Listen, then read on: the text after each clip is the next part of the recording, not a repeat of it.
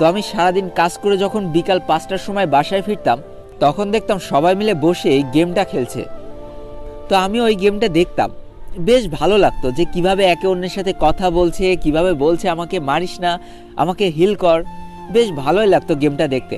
কিন্তু জানো তো, আমাকে না দেখতে দেওয়া হতো না। আমি পাশে গেলেই আমাকে গাল দিয়ে তাড়িয়ে দেওয়া হতো, যা তুই আগে একটা ফোন কেন, তারপরে খেলবি। অনেক চেয়েছি তাদের কাছে একটা ম্যাচ খেলতে দাও, কখনো দেয়নি। ওইখান থেকে গেমের প্রতি ভালোবাসাটা তৈরি হয়ে গেল। একটা সময় ভাবলাম যে আমি তো 200 করে টাকা ইনকাম করি দিনে, তাহলে আমি যদি এখান থেকে কিছু টাকা বাঁচাতে পারি তাহলে তো আমি একটা ফোন কিনতে পারি। তাই ভাই কী করতাম জানো, আমি 150 টাকা বাসায় দিতাম বাবা মার খাওয়ার জন্য, আর 50 টাকা আমি নিজের জন্য রেখে দিতাম।